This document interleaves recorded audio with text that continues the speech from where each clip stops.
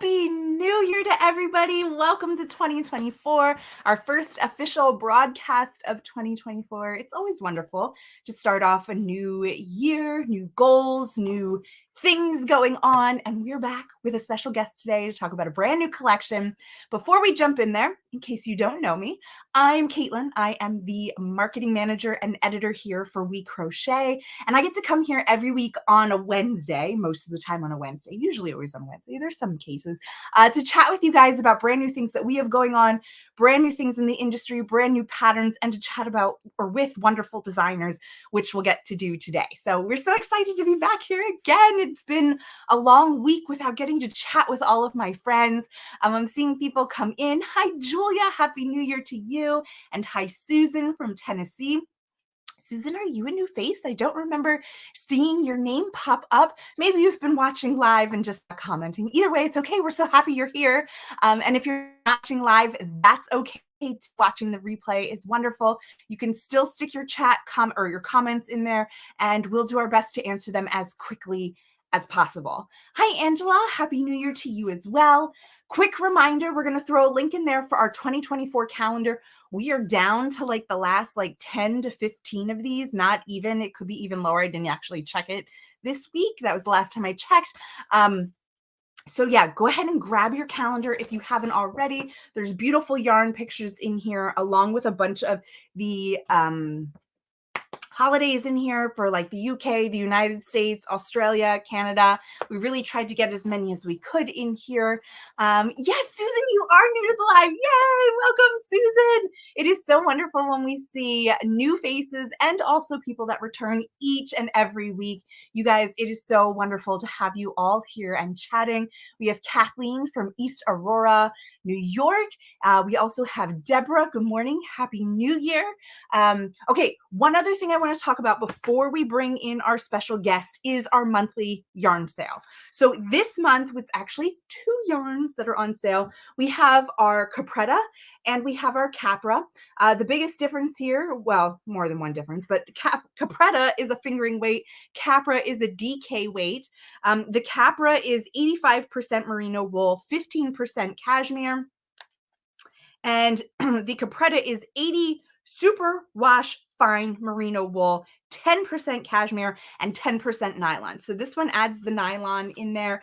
They're really great. The top that I'm wearing, it's not really a top. It's called the Falling Leaves Ruana.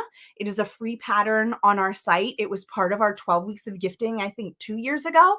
It uses Capretta. So you can grab your Capretta on sale right now, download your free pattern, and get started. I really love it. We were just chatting about this before we started because it's a Ruana. This one is not seamed though, but it's nice and long in the back. It's got two panels. You can crisscross, so you can wear down more like a vest. There's just so many different options of what you can do with it. We love it so, so much.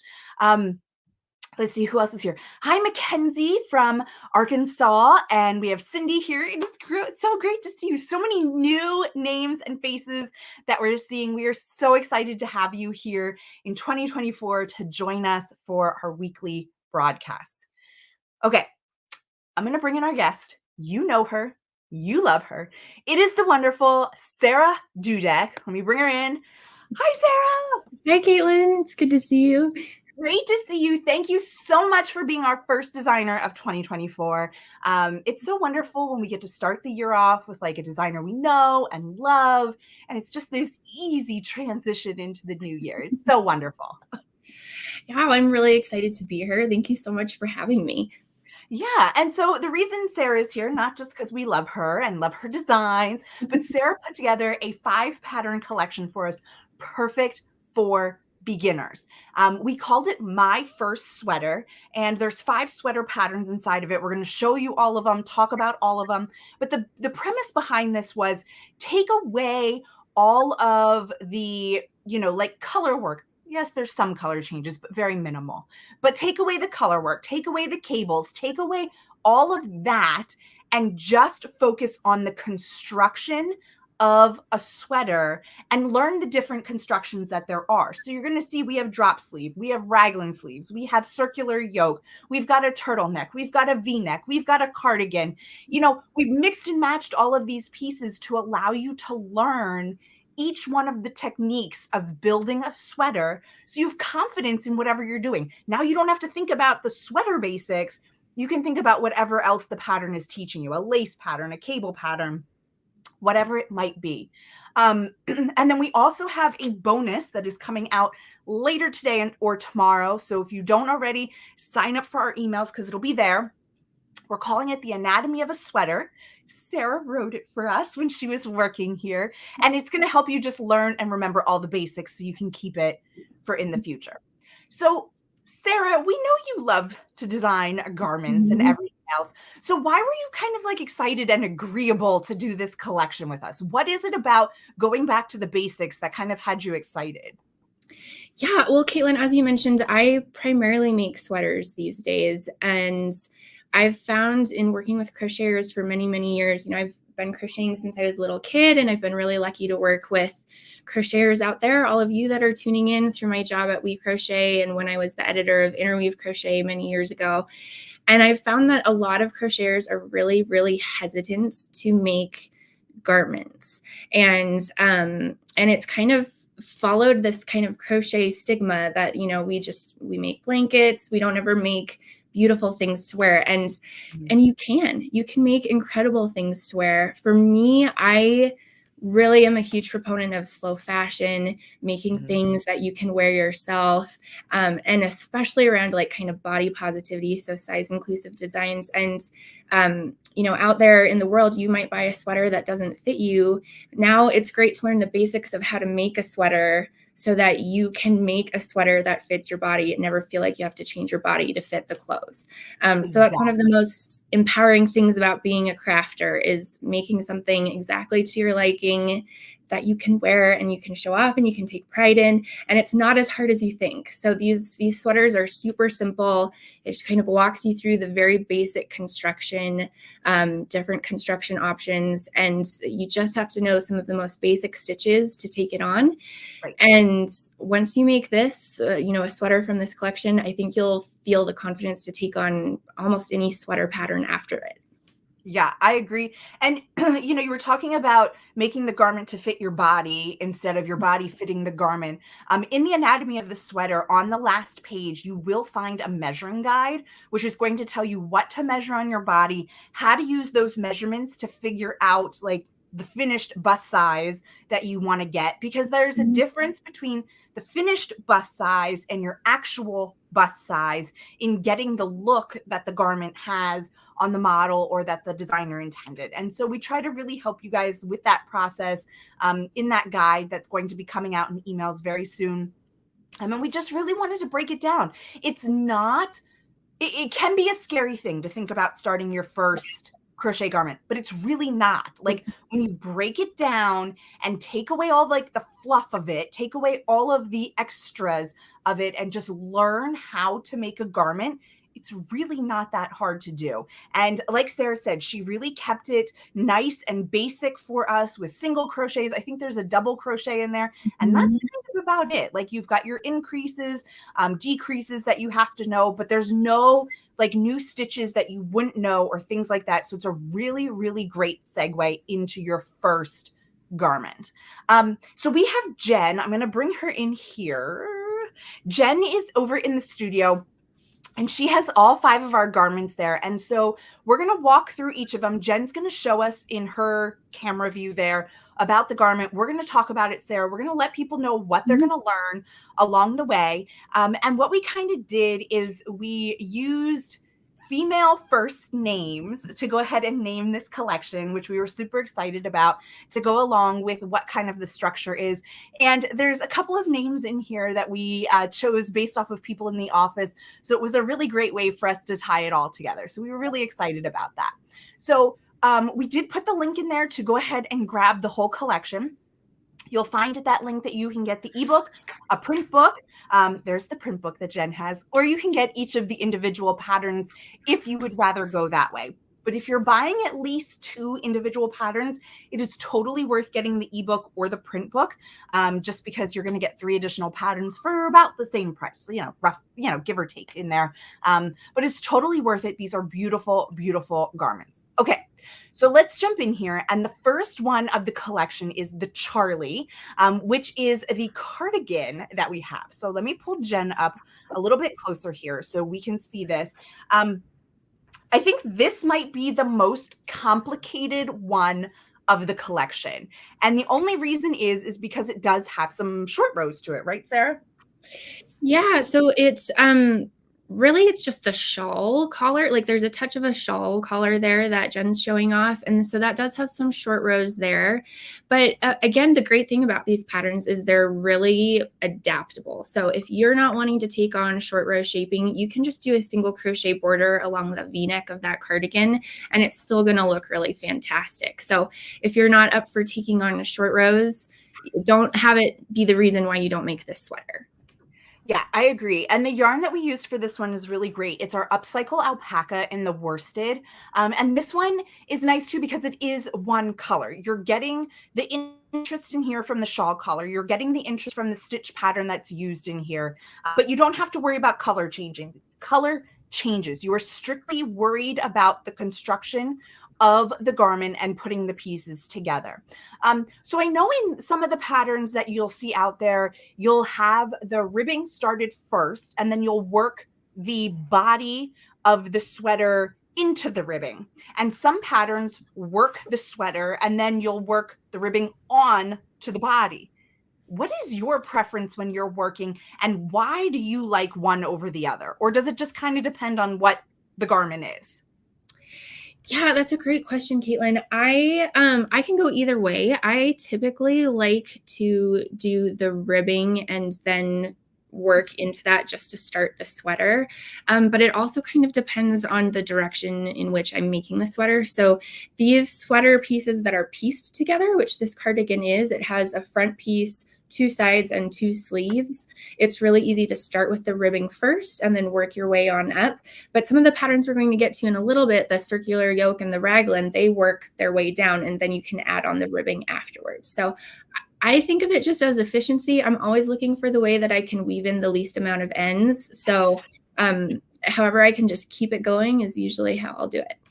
Yeah, I agree with that. I don't know that I necessarily have a preference, but I definitely like working them together, like working one into the other. Sometimes you will see designs where you work your ribbing separate and then you have to like seam it together. Yeah. Those are not my favorite. No. I end up passing those up because I just don't want to have to do all that sewing. So I definitely like it whether you start the ribbing first or start your sweater first. As long as I can work them together seamlessly, that's my go-to. I agree. And I think a lot of these patterns, again, it goes both ways, like seaming the ribbing and then the sweater and then the ribbing. So you can experiment with what you like throughout this whole collection, but it really is aimed at making it the simplest, easiest, but still beautiful way that you can make a sweater. Right. Yeah, we totally love it. And, I'll just bring it up to this cardigan because it's a cardigan, has buttons on it, which we absolutely love.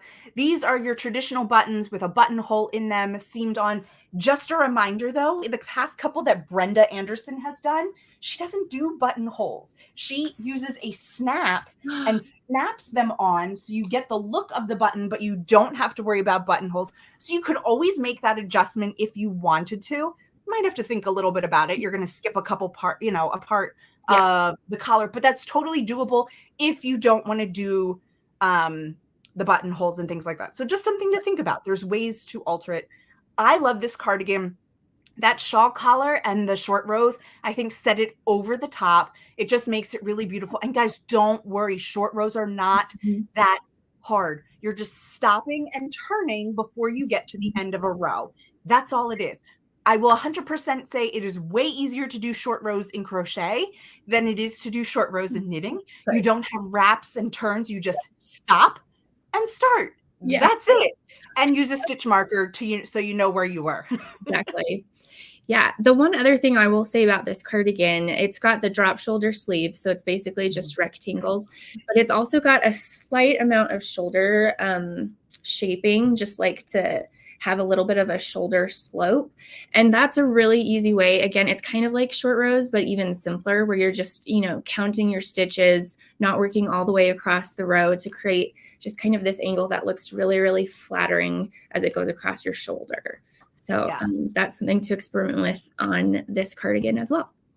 Yeah, and I think that's great because it really shows that, you know, like you were saying before, people don't always associate crochet with garments, or they don't think it's going to be as nice or as flowy or drapey or whatever else. And that can be true. It all comes down to the design of the garment and what features are added or thought about to make sure that it is going to fit the curves of your body. Our bodies have curves no matter where they are, whether we want them there or not. There are curves to our body, and putting your stitches in the right places really does help make it look nice and drape well on your body. Yes, absolutely. And I think also the different stitch you use can have an effect on that. So some of the patterns we're going to talk about later, I think, use heatherly. One uses a single crochet and one uses a double crochet. So you can see how the drape is like slightly different between the stitches you're using too. So it's all about experimenting and playing with it. And honestly, if you're new to making a sweater, I would make every single one of these because every single one of them teaches you a lesson. Exactly. And we have Dawn saying awesome design, and we have Tina saying that the cardigan collar is wonderful, and we agree. Okay, we're going to transition into the next sweater, which is the Daisy. And Daisy is the turtleneck sweater that has a drop shoulder to it. And this one is really great too because we have this huge, well, I shouldn't say huge, but we have a much wider ribbing at the bottom, which again gives it a totally different look. Doing the same things that you've been doing, using simple stitches in here and talking about a collar for your neckline as opposed to a crew neck or a boat neck. You're going to see all of those in our anatomy of a sweater. We'll talk about all of them. You'll see there Jen has it flipped up. You can also fold it over. There's so many different ways that you can do that neckline too, that really make it great. So this is one of the ones that you were talking about that is done in heatherly. So this is slightly a different yarn from the last one, but that's what we love, is getting to try it out. What was it about this one? I mean, you look at it and you go, oh, this is pretty basic. But when you see it on the model and everything else, it is like, oh, that's crocheted. Like, you get this totally different perspective on it. So why don't you tell us a little bit about this one and what had you excited about it? Yeah, honestly, this one is probably the easiest sweater from the whole collection. And it's also the one that I've worn the most since I've made these sweaters. It's like really simple, really basic. It's really flattering once you put it on. It can, go really cute with a jacket over it. It uses double crochet stitches, so it goes pretty fast because your stitches are nice and tall. And it's just like all of the other sweaters, has some customizable features. So if you want to make the turtleneck ribbing even taller so it's extra cozy, you can absolutely do that. You just have to add a few stitches in that ribbing. This one is just basically a back rectangle, a front rectangle, and 2 rectangles for the sides. And that's it. I mean, if you can make a scarf, you can make this garment. If you know double crochet for the body of the project and single crochet for the ribbing, you've got a sweater. The only thing is it has some very slight shoulder neckline shaping for the front, just to distinguish between the front and the back. And that's only because with a turtleneck, you don't want it to kind of strangle you. So that slight shaping allows for it to just be really comfy and easy to wear. But if you want to eliminate that, it's only a couple of rows. Just make 2 rectangles. You still have a fantastic sweater. Yeah, you'll still have a fantastic sweater.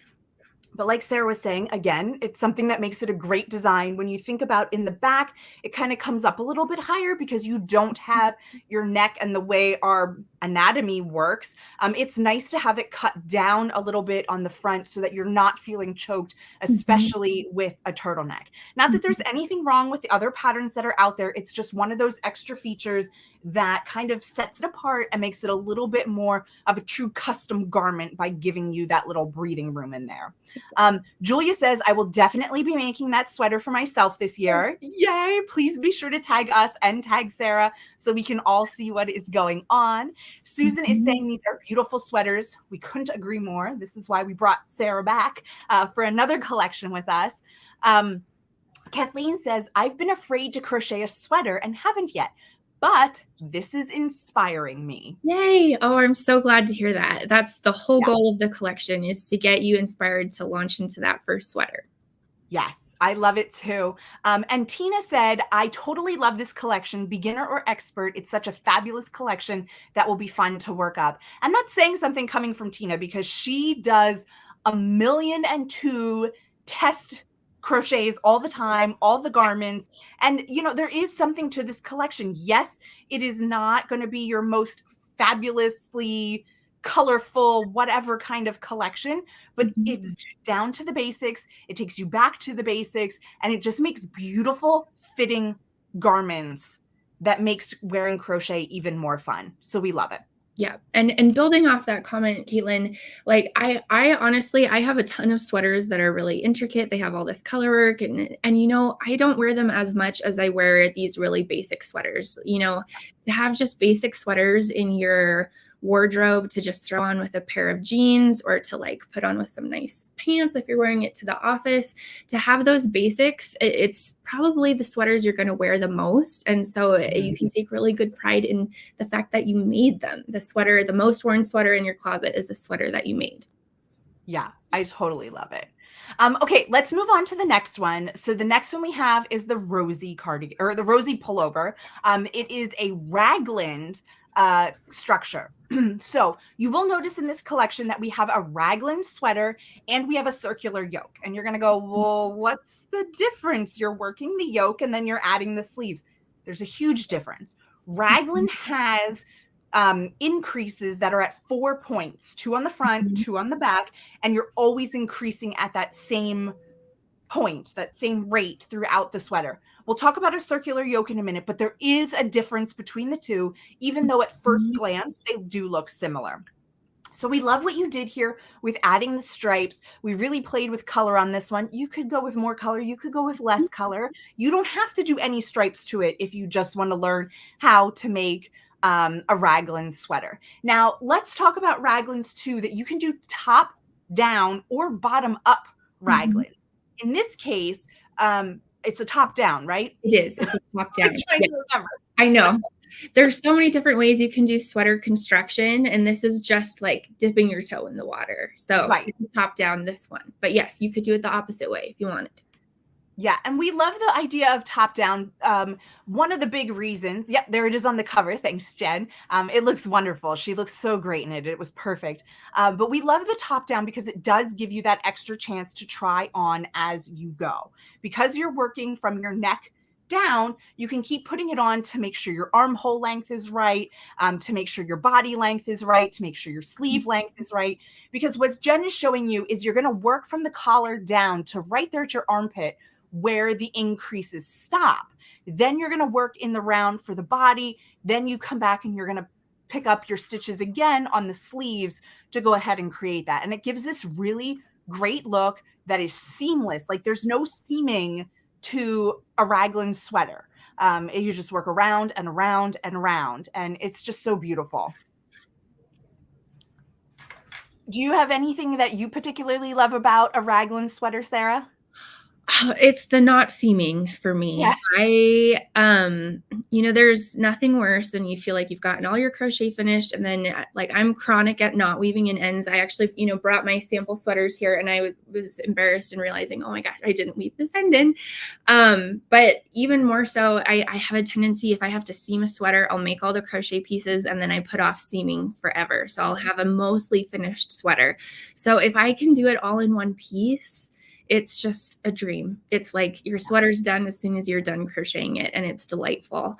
The one thing I will say about this raglan is it uses extended single crochet stitches. So if you're not, if you're brand new to crocheting, you probably know a single crochet stitch. An extended single crochet is really no harder. It just has an extra little yarn over and pull through at the beginning. And what that does is it just makes your stitches a little bit longer so that the project goes a bit faster. I think the idea of making a whole sweater in single crochet can feel really daunting because you feel like you might be making it forever. So the benefit of this one, using using an extended single crochet, it goes quite a bit faster and it actually drapes a lot better. So single crochet, not always, but can be a little stiff. It's perfect if that's what you're wanting in your sweater. If you want a sweater that feels really structured, single crochet is perfect. For this raglan, I wanted it to be a little drapier, a little cozier, easier to maybe wear like nice and loose and baggy. Some really like loose baggy sweaters are becoming really popular, so you can add some extra size allowance in there for you, and it's still going to drape really well, and it won't like consume your body. It's going to look really nice and just drape really nicely. Yeah, and this one is done in Swish worsted, which is one of our favorite yarns in the office. We all love to go to Swish. When we don't know what we want to use, we're like, let's go to Swish and let's get started there because it's such a great yarn to make wonderful projects. We love this one so, so much. We're going to jump over to the one that you're wearing and the one that's back there, which is called Chelsea, which is my first circular yoke sweater.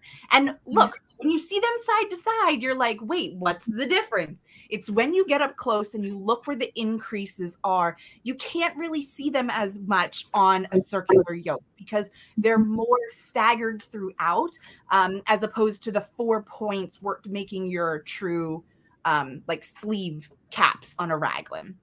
We love this one because you went with like a single color, but then you added the pop right there at the bottom, which is so wonderful. Jen, let me bring you up a little bit bigger here so you can see that we went with like the neutral color there and we did the green. We tried to tie all the colors together for our collection, which we absolutely love. But yeah, it's a nice little pop of color right there on your collar and not your collar, your cuffs and down at the bottom of your sweater. There's no ribbing on this one, which does make it different as well. And so that color kind of acts as your little breaking point in your sweater to give you a look of like a ribbing without doing ribbing. Let me also bring Sara up on a big screen here. And you can see her sweater. She did the red and then she has like a coral color on her sleeves. Again, just a totally different variation here. Such beautiful color combinations coming together. You don't have to do 2 colors, but we love it that way to kind of show off the little differences in the parts of your sweater without having to do ribbing. Yeah. And if you're brand new to making sweaters, just to give you some heads up on how a raglan and a circular yoke works. As Katelyn was saying, they're worked all in one piece. The main difference between the raglan and the circular yoke, basically as you are making the raglan, it's like a long rectangle and it just keeps increasing as a rectangle. And then the short sides of the rectangles become your arms and the longer sides of the rectangle will become the body. And so you'll join the front and the back to become the body. With the circular yoke, you basically are making a great big circle. So almost like you're making a hat, but with like a hole in the middle for your head to fit through. And it just expands. And then you do have to do a fair amount of more like stitch counting when you separate to go from the sleeves to the body for a circular yoke. It's not a clear delineation the way a raglan construction is, but it, like you said, it's really seamless. It just goes really seamlessly into a sleeve and the body, and then you just keep working around and around and around and around and around for the body. It's just a bunch of circles that come together to fit your body shape. Right. And a lot of times you'll see a lot of color work done in a circular yoke. That's not that it can't be done in a raglan or it can't be done in other constructions, but circular yoke tends to be the most common place you're going to find a color work yoke of a sweater. Absolutely. There was a sweater that released a few years back on WeCrochet that was by Brenda KB Anderson, the Pulmu pullover. Yes. Are still making that one? Yep. That was the sweater that really got me into circular yokes. I'd made like maybe 1 or 2 before then, but that sweater, if you've not seen it, it is incredible. The color work is fantastic. The circular yoke is delightful. She even adds some short rows in the back to really help it fit, so that it has that lower neck in the front, which is fantastic. So if you've ever looked at the Pulmu pullover and thought, oh my gosh, I would love to make that, but it's really intimidating, make this sweater. Make this circular yoke sweater. Give it a try. It's worsted weight. It'll go relatively fast. It uses the same stitch as the Pulmu pullover. And then after that, I think you can make that sweater. You make this one, make that one next, and you've got it. Yeah, and the Pulmu pullover is also a free pattern on our site. So we will get that link and put it in here, but another free pattern that you can download and get started on. Kathleen says it's so helpful to also see Sara wearing the sweater. And yeah, it just shows you a different fit on a body, some different colors and things like that, which we absolutely love. And if you're not already, make sure you follow Sara. We're going to put a link in here for her designer spotlight page. And then at the top, you're going to find links that you can follow along with her. Check her out on Instagram for sure, because she always is sharing wonderful photos of what she's making, what she's already made. And our name comes up a lot, which we're really proud of and excited to work with her on. So yeah, make sure you follow her though. You won't be disappointed. Yeah. WeCrochet yarn definitely is my favorite yarn. So yeah. We're so happy to hear it. Okay, so we do have one more sweater in the collection, and this one is a set-in sleeve sweater. So we called it Sammy. It's also the only V-neck in the collection, which again is just a different neckline and a little bit different shaping going on, and that's how you're going to get the V-neck in here. So let me bring Jen up here a little bigger so you can see. This one is also done in our Heatherly yarn, and you'll see here that you do have the ribbing around the collar there, or the V-neck, just like you had in some of the other projects. And then you also have the ribbing at the bottom of the sweater and at the sleeve cuffs. And then again, you're using a simple basic stitch that you should know already, but it's all about the shaping on this one to kind of get you the look that's going on. So you want to tell us a little bit about a V-neck sweater, Sara, and kind of things that we might need to think about when we're picking a V-neck sweater or making one?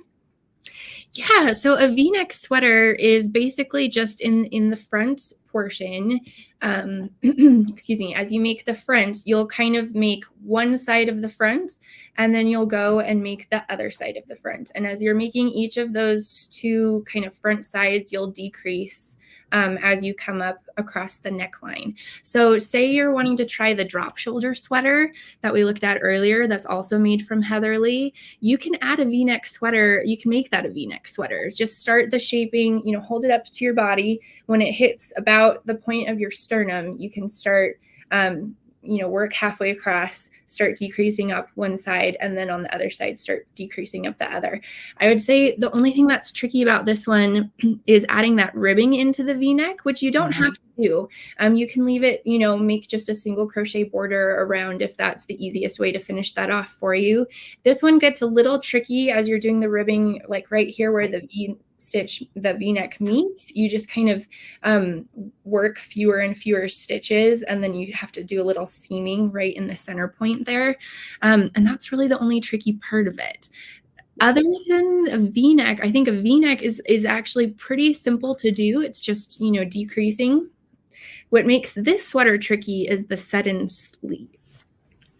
So set-in sleeves are probably, I would say, the trickiest sleeve to do, but don't let it scare you. It still is very doable. It just has a little bit more shaping involved, and it can be a little bit more flattering. So if you're wanting a little more fitted look around the shoulders, a set-in sleeve is what you want to make. So the set-in sleeve usually will have, as you're making the front and the back piece, you'll do some shaping. So you'll skip a few stitches that'll allow for that space under your underarm, and then you'll decrease a few stitches till you get to about where the tip of your shoulder would go, and then you'll work straight up from there. So you'll do that on the front and the back, and then you have to create this similar shaping on the sleeve. So as you're making the sleeve, it'll also skip a few stitches. That'll be where it attaches at the underarm. Then it'll slope up and get smaller and smaller until it gets to the point where it'll attach at the point of the shoulder. Again, like the pattern really walks you through it. You don't have to worry about it. You really just have to be able to count your stitches and follow along with the rows and decrease when you need to decrease. So if you're feeling good about decreased stitches, you've got this sweater. Covered. Yeah, and totally don't forget your stitch markers, especially for me on a V-neck sweater, because you are working back and forth on one side, and then you have to reattach your yarn. And sometimes I forget which is the front and back. Just put a little stitch marker on so you don't forget, and then you don't have to try to figure it out or think about it in any way. You just know exactly what's going on. So we love that. And yes, a set-in sleeve is a little bit hard to describe as it's already finished as opposed to seeing it in the pieces. But when you make the pieces, you will see how perfectly they just kind of like lock into place like a puzzle piece. And then you've just got to seam the two different pieces. Well, 2 pieces, 3 pieces, depending on if it's a circular sweater or, you know, whatever. And then you do have the seam across the shoulder, which some people love, some people hate. Just kind of personal preference. I kind of like shoulder seams. It helps to hold the garment up a little bit better. Not that I wouldn't do a sweater that doesn't have shoulder seams, but it is just something that you'll notice that is different with a set-in sleeve, is you definitely do have a shoulder seam on those. It's true. And a little trick for, I think probably the trickiest thing once you've made all the pieces for a set-in sleeve, sometimes sewing it together can be tricky to get it to like fit right the way you want it to fit. So I kind of treat it like I'm sewing almost, and I'll take some pins and I'll pin it in so that I'm making sure it's aligning before I start attaching it. Another thing that I really love doing, and this might seem like not the way you'd put a sweater together, but it really helps me, is I'll attach at the shoulder seam, the front and back pieces, and then I attach the sleeve across the shoulder before I attach the sides and before I attach the seam. Yes. And that just allows it to lie flat a little bit more so that you can kind of ensure there's like as little as possible like puckering and things along there as you're sewing it in. And that really helps. Right. And I think too, like you were saying about trying to find the least amount of ends to weave it in type of thing. I find it is helpful too, that if I get a really long piece of yarn and I start seaming here and I go down my shoulder and I start seaming around one side and then seam around the other, then I can kind of pinch it under my arm and I have one long seam from my cuff down to the bottom of my ribbing, and it just makes it a lot easier. I find it easier to line this part up than trying to line up an armhole after the body has been seamed. So I 100% agree with that. Even if the pattern doesn't tell me to do that, I always try to sew my sleeve in first so that that's done. I know it's perfectly in the middle and I don't have to try to fudge it. It's a lot easier to fudge under your armpit or down at the bottom at like your ribbing than it is at the top of your shoulder where everybody is going to see any mistakes that you made. Exactly. Yeah, that's definitely a spot you want your seaming to be nice and smooth. So yeah, it helps a lot. Yeah. So those are the 5 patterns that you're going to find in this collection. We are so excited about this. There you can see all 5 of them together. We are so excited because, again, like we said, it was made for beginners. That was who we had in mind when we put this collection together. Somebody who's never made a garment before, or maybe has tried and decided they couldn't do it. Here's a second chance that is going to help you get through it because we've broken it down. It's these wonderful beginner garments that you're going to have success at. But you can step it up a notch. Try adding in colors. Try adding in stripes.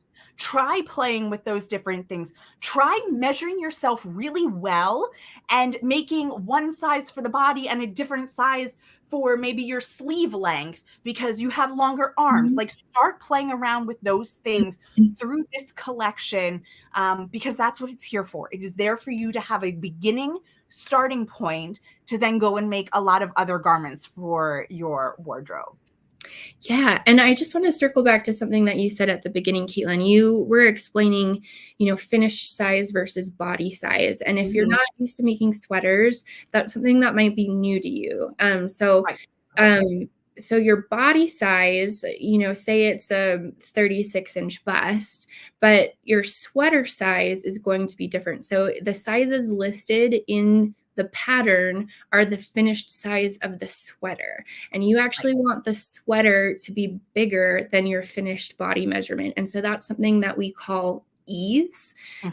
So what I love about the WeCrochet patterns is they've added in, the model wearing this is wearing it with 2 to 4 inches of positive ease. That means that the measurement of the sweater is between 2 and 4 inches larger than the measurement of the model's actual bust size.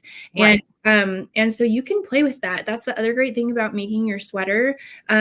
if you have a sweater that you bought at the store that you really love how it fits you, go measure that and see what it is across the bust. And maybe it's a little bigger than the 2 to 4 inches that we suggest in terms of the ease, or maybe it's a little more fitted than that. And then you can make the sweater, similar to a size of sweater that feels really comfortable on you and comfortable for your own body.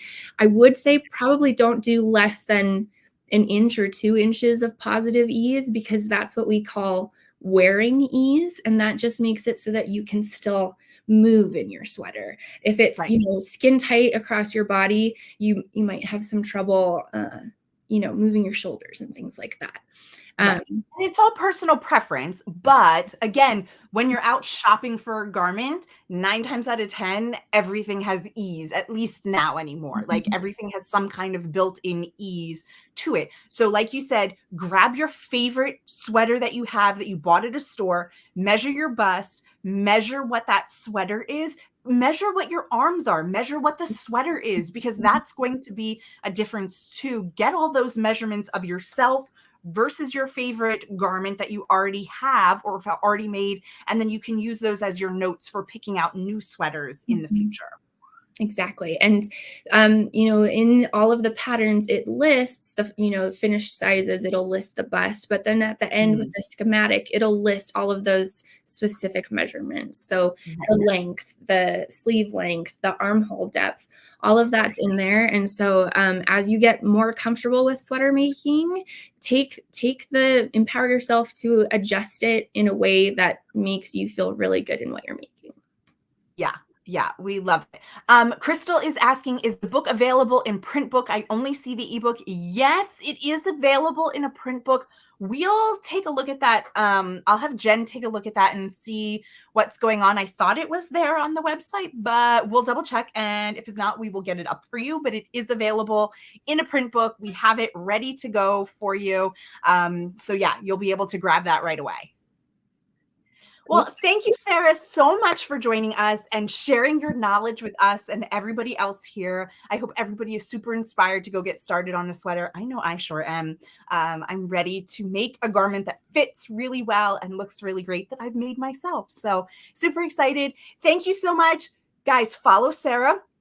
She's going to be back in just a couple of months here to talk about a brand new collection that she's been working on for us too. We just can't stop working with her. So we're having her come back. Be sure to follow along and see what she's working on though in between. And we'll be here next week to chat with you guys. And we're so excited to chat with you then. Thanks, Sara. Hope everyone has a great day. Great. Thank you, Katelyn. Bye.